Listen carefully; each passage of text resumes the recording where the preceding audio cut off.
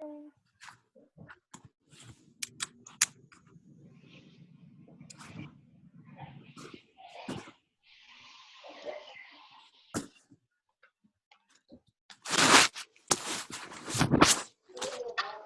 Okay, so actually so now that we're like starting and everything, what I'd like to do today is to work on the Google Doc study guide all together, where we collaborate and make like a full thing together. I have it on the drive, which I've shared with you. And so I'm gonna share my screen, and if you guys could, so open up your Google Drive.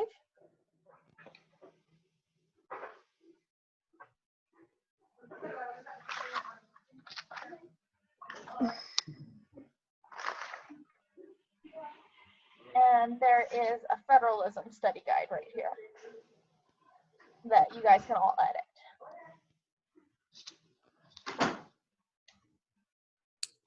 And so what I'd like to do for the first couple minutes of class is to assign you each a couple of terms and have you write the definition, and then we'll go over all the definition as a class. Does that sound good?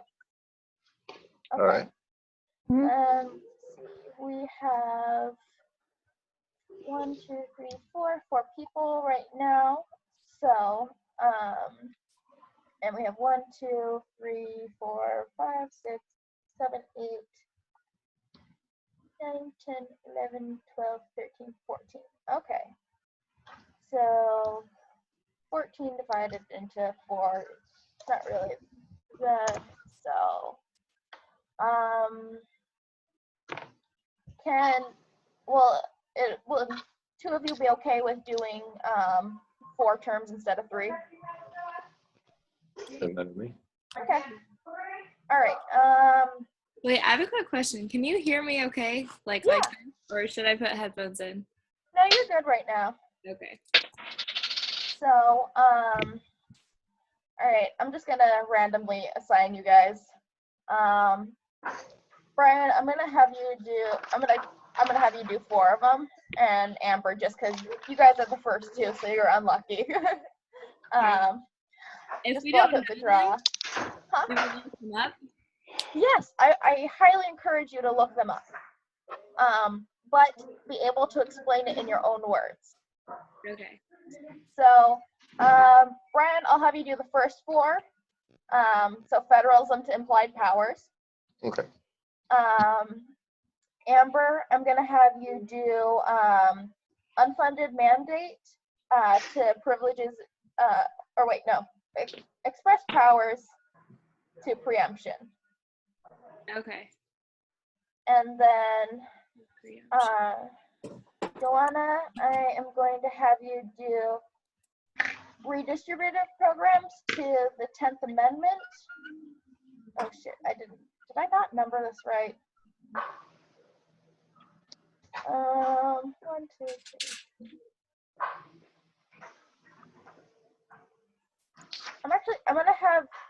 I'm gonna move you down 1 more. So, Joanna, do redistributive programs to police powers. And then, Andrea, I'm going to have you do reserve powers to devolution. Sound good? Cool. And so I'm going to let you guys fill that out and stuff like that. And once it's full, then we'll reconvene and talk about it. Sound good? Yeah. Okay. Cool. I told her, so she recognized.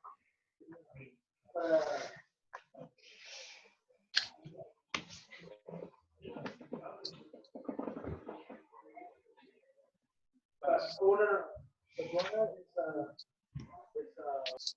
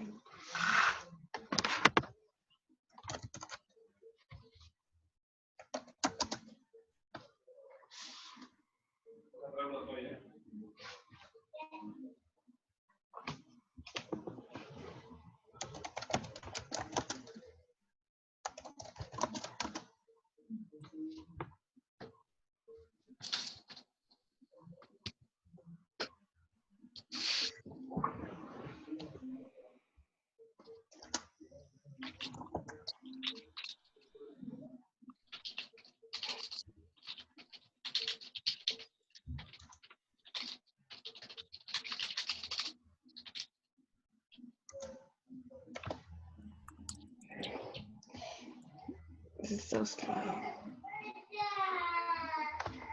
Because lots of people are writing.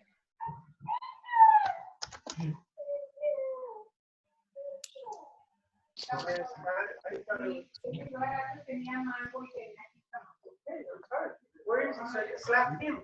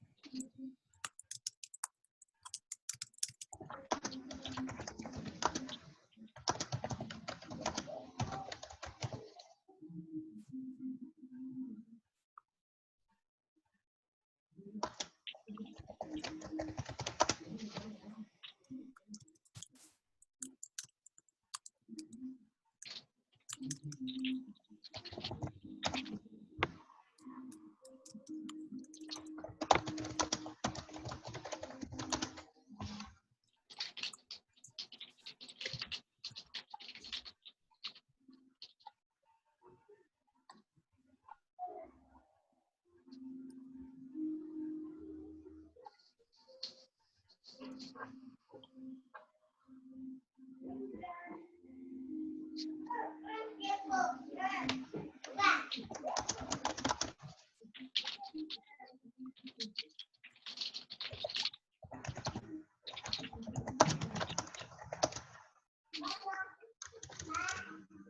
that?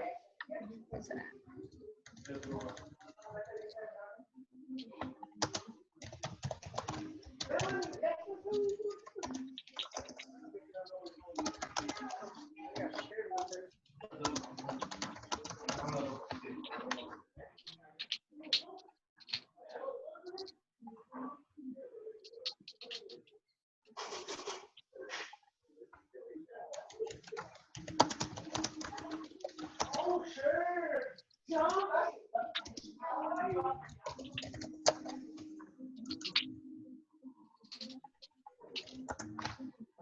Nothing to eat.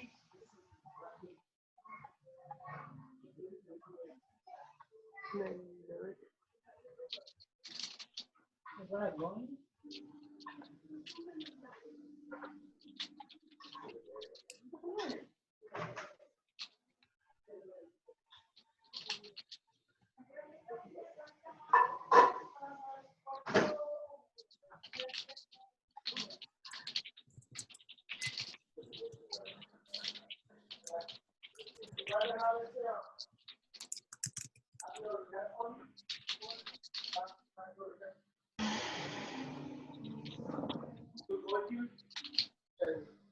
He said that taking his son while they went to town, wanted to fix up the thing back in one piece.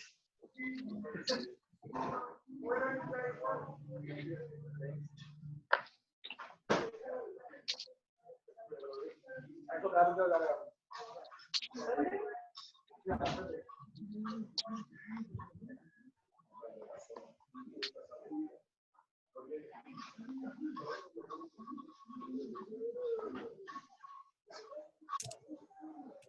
Am I doing 4 or 3? You're doing 4, but it looks like Amber did express power, so Oh, sorry. no, you're good. So I'll have you do preemption. Okay. Sure. Because actually you ended up answering the question, and I didn't even. I was just gonna have you do the definition, so that was good on you. Oh. Oops. All right. Preemption. I remember reading about that somewhere. You got paid back. I didn't never give you the room. Oh, so do you want me to just do 3 then? So you've done express powers implied and unfunded, right? Yeah. Okay. How about you do privileges and immunities, just so we can. For me too, man. A lot of times I never say nothing because I go, yeah, it's just giving, you know.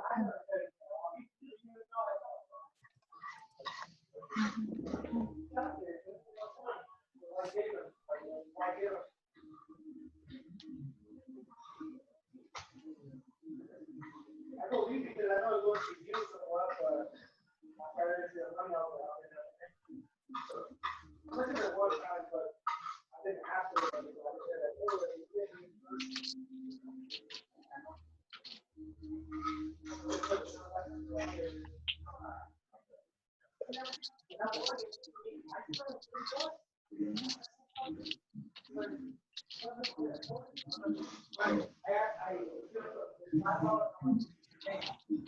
$15 later.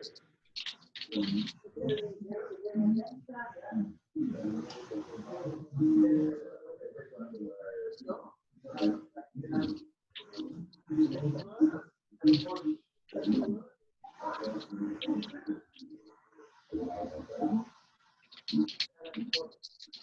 don't get paid until Wednesday. I'm hoping I get some money for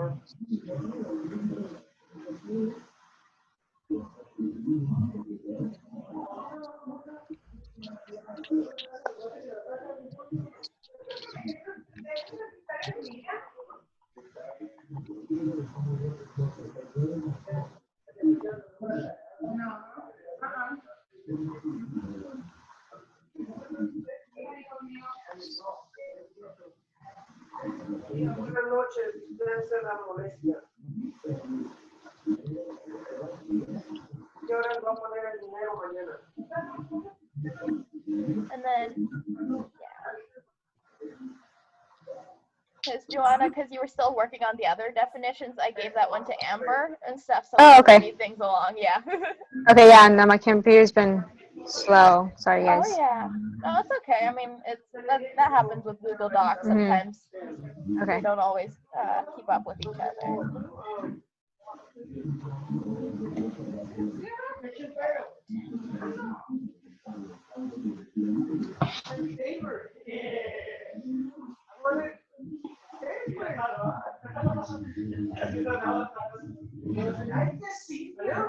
I was trying to like.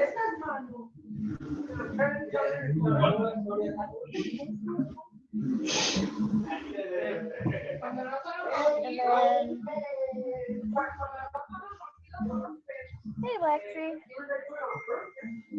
can you open up your Google Drive and go to the federalism study guide? We're working on it together as a class.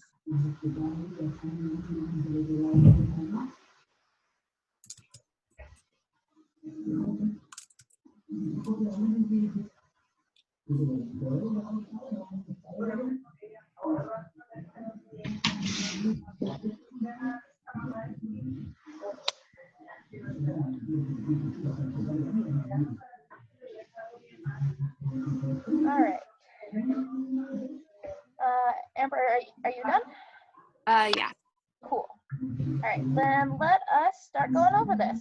And so I'm gonna read the definition and everything, and you guys can say, give me a thumbs up or a thumbs down if you think it's good, or you can give me a neutral. I know you can't see my stupid video; it's not working. Oh wait, it might be working. You see me now? Yeah. Mhm. Awesome. Okay, so give me a thumbs up if you're good with the definition. Give me a thumbs down if you aren't, and that implies that you have something to add and make it better. Sound good? Okay. So federalism.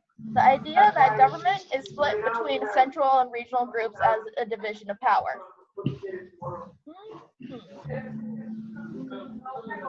Let me see those thumbs. I see one thumb. Cool. Because I wrote it. Yeah. No, you don't have to thumbs up your own stuff. Oh. But you can if you want. You could be like double thumbs up. This stuff is good. Liking your own Facebook posts. Yes. It's like when you like your own fake status. Dual federalism, used in USA between 1789 and 1937, where the federal and state government shared certain powers. Yeah?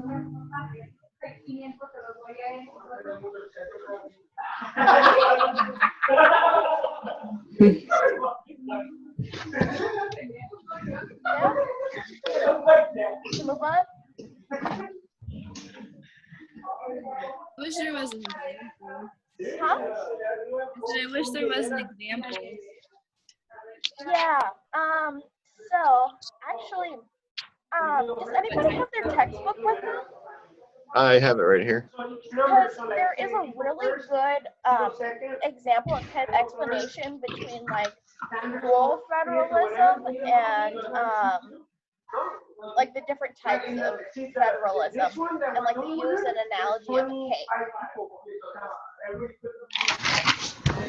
And because I don't have my book right now, but You're talking about the layer cake versus the marble cake yes. example. So yeah, where the layer cake is essentially saying that there's cut and dry, none of these powers overlap, and national government is responsible for a whole section, and the state government is responsible for its own section, and nothing crosses that boundary. But then over time, it changed to be a cooperative system, which is said to be a marble cake because the different layers have actually intermingled with each other. So, while it might originate within the national government, it can be handled, certain aspects can be handled or regulated by the state and vice versa. So So when you think of dual federalism, think of a marble cake where the federal and state government responsibilities and powers are shared and intermixed. Does that make sense? Wait, you said dual? Well, there's a term for it. Is it mixed federalism? That's Just by the here. yeah. What page is that on? Just so people have a reference. 92. Okay. So I don't know if you guys can read that. Is that backwards? I don't know because like my screen's tiny right now. So. Is my screen showing that backwards? Anyway, Yeah. moving on. Yeah, but so for examples and stuff like that, going to that page is going to be the best help. 92. And so let's move on to how federalism has evolved in America, because that was actually one of the chapter questions. And so Brian said that states held a majority of power and responsibilities originally, while the federal government was responsible for a specific few vital topics. Certain federal powers, such as the ability to regulate commerce, gradually increase the influence of the federal government over the states in some regards. Mainly, this was due to states abusing the laws at the expense of its citizens. Child labor, fraud, production of substandard goods. Today, the power is somewhat more evenly balanced between the state and federal system. Yay, nay. Okay. Then express powers. Express powers are the powers granted to the government. These include declaring war, levying taxes, and more. Most of these powers are stated in Article 1 of the Constitution. Yay, nay, yay, okay. And so these are going to be explicitly written in the Constitution as these are powers that the federal government has, and that's why another reason why they're called express, because they're expressly written in the Constitution. So, all right. Implied powers. Implied powers are the powers granted to the government that are implicitly defined in the Constitution. These powers are necessary for being able to carry out the express powers that are defined in the Constitution. Oh, shoot. That doesn't make sense. So, would you like to give a oral explanation? I meant that are not. Yeah. Yeah. So basically, these. There we go. Yeah. These things aren't directly there, but they are what is necessary and proper to carry out the express powers. And so, kind of like when Brian was talking about the states, well, this is actually, no, that's a bad example. Scratch that. But, Sorry to interrupt. yeah, I think implicit is the right word. The other one is explicit, right? yeah, So implicit is saying that it's not directly expressed in the Constitution; they're just Yeah. implied. So not would flip it around and make it expressed. yeah. I think it was. Okay, I just messed up on the sentence. Let's just take out the word. Yeah, you're good.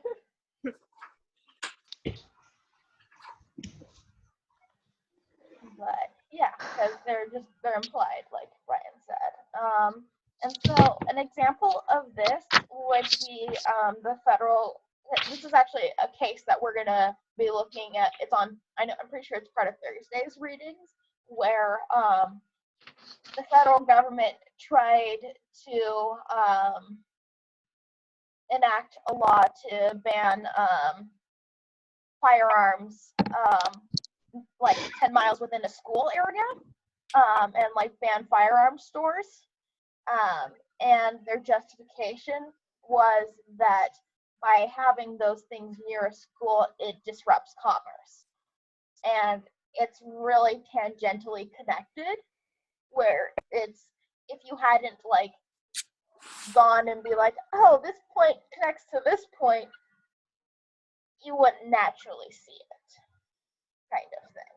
And so we'll be going more into that, but that's in a way that the federal government will use the implied powers of an expressed responsibility to do more than what they really have power to be have control over.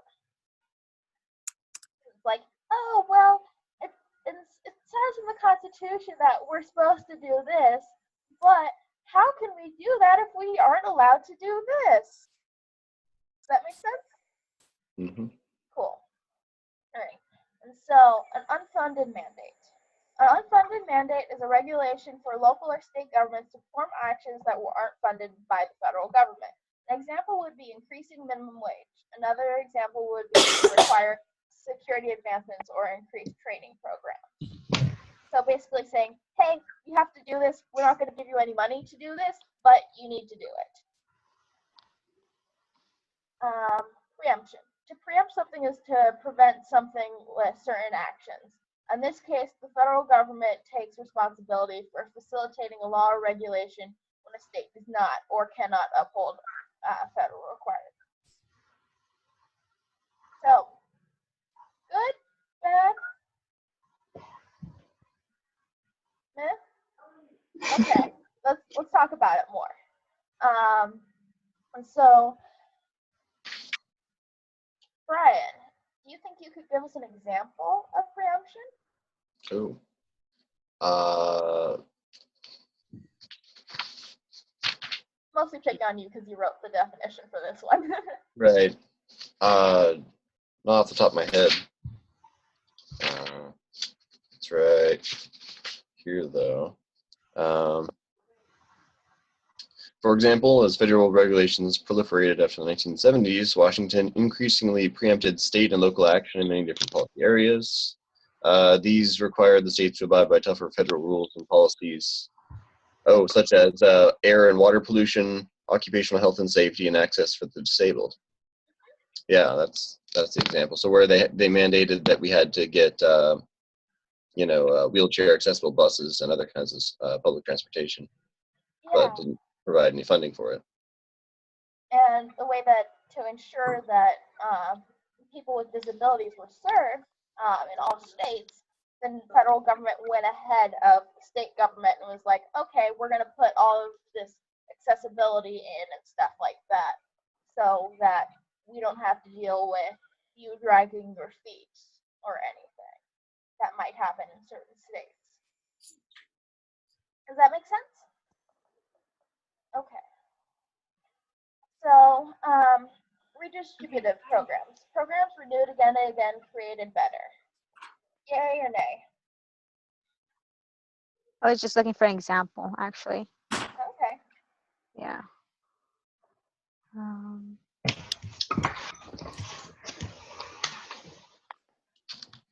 still kind of looking.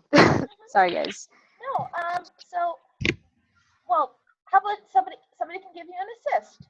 Does anybody have any redistributive programs that they think of when they hear that word? In this book, it says programs designed primarily for the benefit of the poor. Okay. So, and then it says economic policies designed to control the economy through taxing and spending with the goal of benefiting the poor. So like welfare. Exactly. Social welfare is the perfect example because it takes a portion of our taxes, an excess of wealth, and redistributes it to citizens that don't have access to that wealth because of whatever limitations, whether they be physical or just life getting in the way of your successes. And so, yeah. Privileges and immunities. Are you guys good with redistributive programs, or you? Okay, cool. So Privilege and Immunities Clause in the Constitution prevents states from treating citizens of other states in a discriminatory manner. This clause is stated in the 14th Amendment. So basically, states have to treat, like, California has to treat citizens of the state of Alabama the same way that they would treat somebody from Oregon.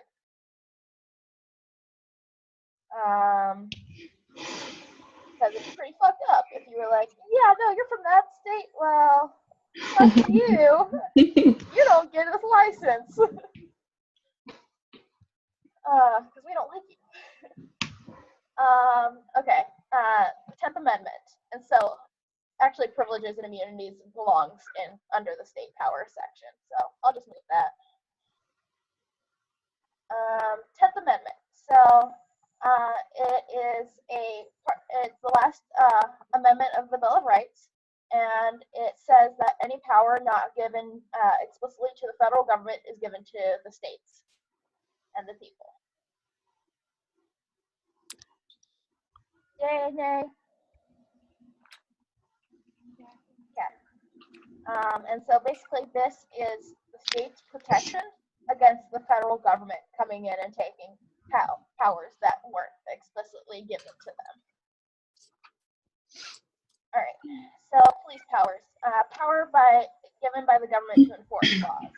Yay or nay? You guys remember encountering this word in your reading?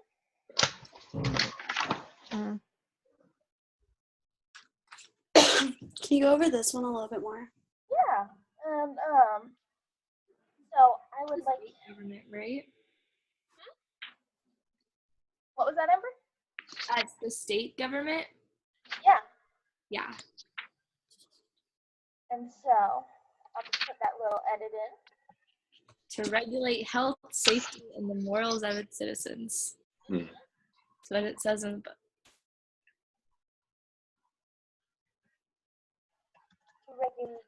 That's not how you spell regulate. And it says that the founders of the U.S. intended the states to have this power, not the federal government. To regulate health. It was health, morals, and well-being. Morals of its citizens. Okay. Wait, what? Health. What was the Oh, little safety. list? Sorry. Oh, to regulate health, safety, and morals. Yeah, and morals of its citizens. Didn't the federal government end up taking over the health, some of the health stuff with like water and like other kind of regulations?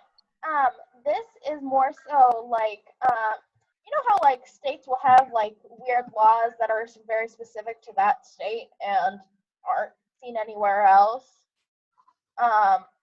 That's kind of a police power. They're more of like these cultural things where it's like, oh yeah, us and our like, I mean, I would say kind of our plastic bag ban is police power, is California enacting a police power because it's helping to regulate like the environmental safety and security of the citizens of California by trying not to use a wasteful product. Does that make sense? Okay.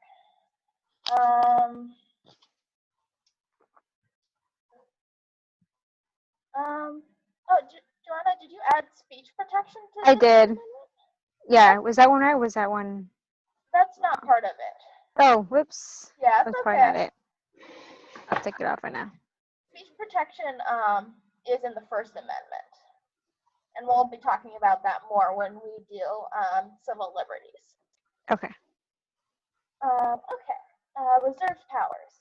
Powers derived from the 10th Amendment to the Constitution, not specifically delegated to the national government or denied to the states.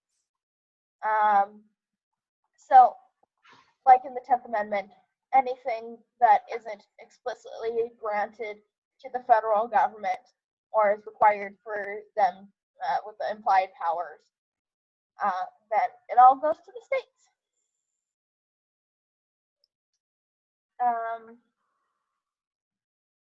Well, question. Why do you guys think that they did that?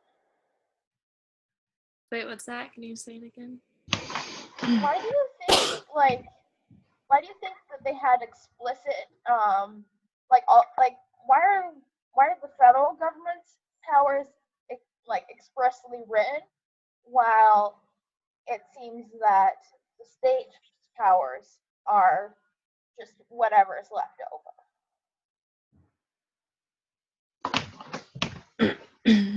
Maybe so the states have more flexibility to like create laws that are more specific to each region. Yeah, that's part of it.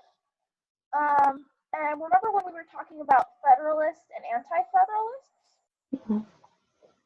So, what do you think their opinion would be about? Do you think the anti-federalists like this way of doing things? I think they did, because didn't they want to have like a government that was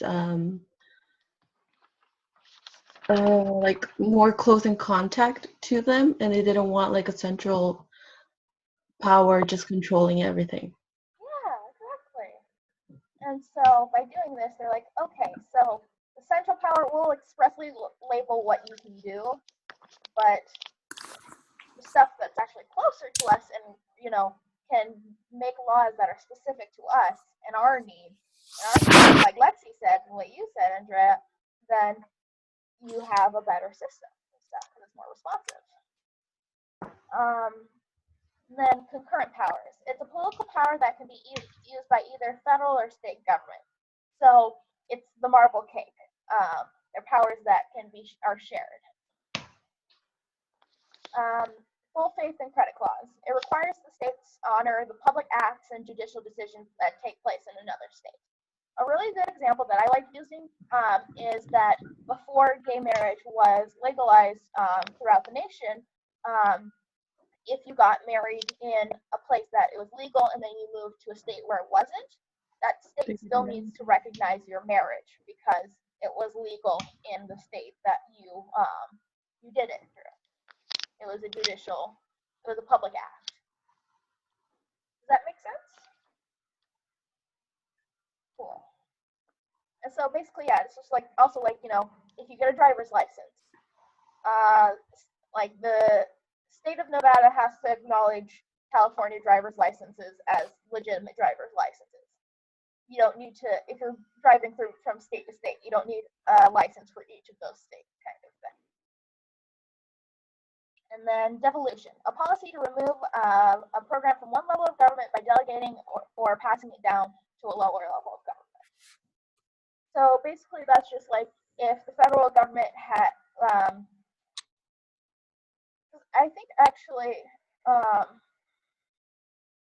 so basically, let's say the federal government was initially in charge of welfare programs, but then they decided welfare would be better run if it was devolved to the state level, where they could take more specific looks at those things and have more people working on it. Does that make sense? Okay. And so, yeah, it's basic, and lots of times things are argued to be devolution happen to them because they see it as the states being able to be more responsive than the federal government because they're closer to the people. All right. So these are our definitions and our key terms. You guys all feel comfortable with them, or are there any you want to go over again? Okay. Then let us move on to Federalist 17. So when you guys read this, did any of you guys try sorry. Did any of you guys try reading the Wikipedia summary before you read the actual article and everything?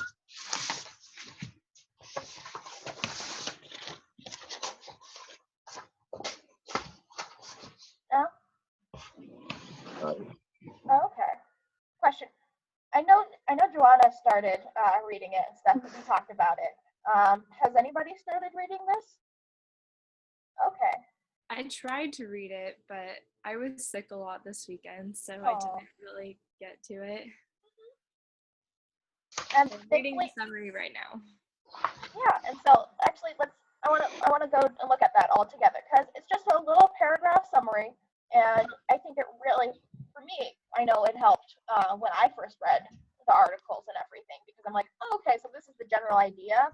So when like there's like a complex sentence and stuff like that, I could try to see if that's what he was trying to get back to his theme, if that makes sense.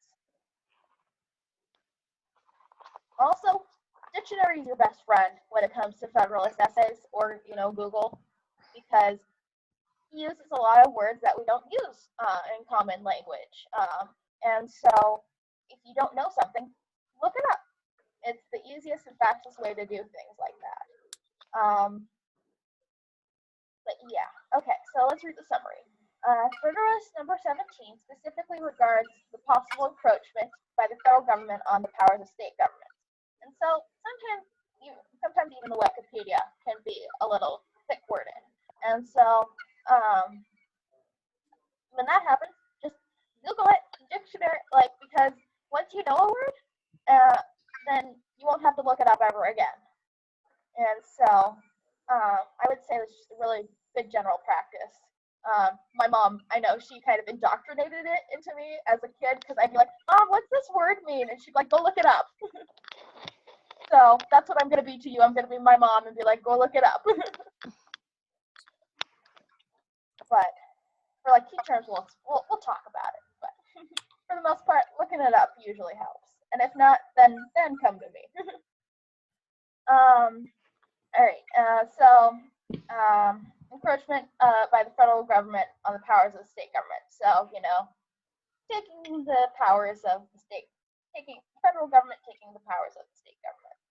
But Hamilton argues that because the states are given the most direct power over the citizens, mostly because, namely the ability to administer criminal and civil justice, they remain the most attractive source of popular obedience and attachment.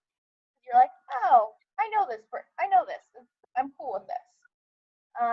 According to Hamilton, this power contributes more than any other circumstance to impressing upon the minds of the people's affection, esteem, and reverence towards the government. Furthermore, Hamilton says human nature makes it so that the people are more closely attached to things that they are geographically near. Hence, a person is more likely to be attached to their neighborhood than like the community at large. Therefore, the people of each state would be apt to feel a stronger bias towards their local governments rather than towards the governments of the union because of the reasons listed. Hamilton believes the state governments will have popular strength to resist encroachment on their state's rights. So, did that paragraph make sense? Okay, cool. Because we could also break it down more. But so basically, he's just like, because you're geographically closer to your local government, you're more likely to have an attachment to them. The analogy I like to give is that you guys will feel more comfortable coming to me for questions than you will be to the professor. And so think of me as the local government and the professor being the federal government. And so, as you know, lots of people, it's hard to get over to office hours because they're kind of intimidating and stuff like that. And you're just like, oh, they're this big thing. But then, you have TAs and SI leaders like myself, and where you're like, okay, this is a peer. This is somebody who's my age, who's doing the same thing I'm doing, going through school.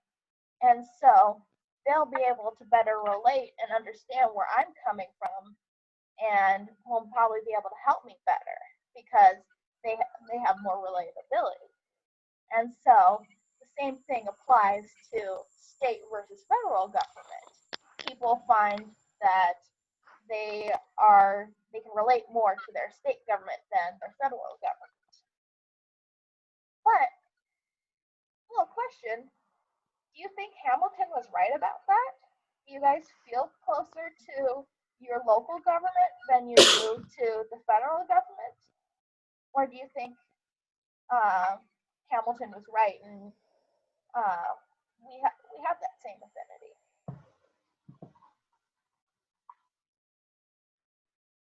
Because personally, I would say that I know more about what's going on in the federal government and stuff like that than I know what's going on in my local state government. And so honestly, I would say I'm closer to the federal government at this point in time. And even before I really got into government, I would say I was still closer to the federal government than the state government. I don't know. What do you guys, have you guys had the same experience or? Yeah, I agree.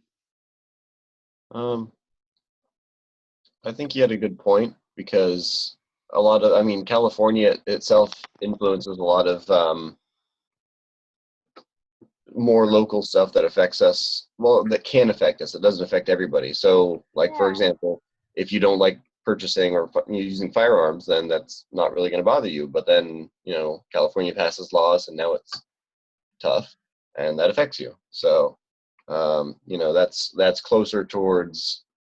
I guess there are certain laws that are closer to you that come from the state than the federal, but that's not always the case because Yeah. certain things from the federal government do the same thing.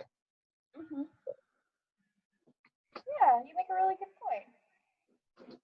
But yeah, so that's kind of the status of Federalist 17.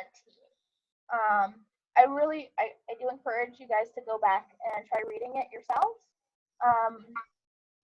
And I think actually, let's look at the Spark Notes and see if they have.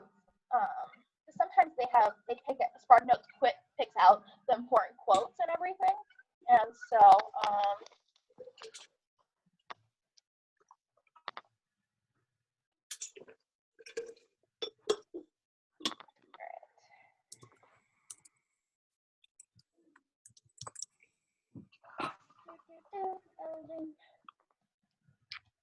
So what time is it? Oh, it's 6:50. Oh, okay. I didn't realize the time, guys. Flies by when you're having fun. So I really suggest that you guys actually go to Spark Notes as well, because this has a summary, context, and then it has important terms and an event. So really use your resources because they're tools to help you better understand the material. You're not cheating this way, as long as you actually go back and look and compare. But and then did all of you get the announcement that class is canceled tomorrow, except for web students? Okay, cool. Then I will let you guys go, unless there's any other questions that you want to address before heading out. Nope. All right. Have a good evening, guys. I'll see you Thursday or whenever, or Wednesday. Whichever comes first. Bye. Thanks. Bye. Thank you.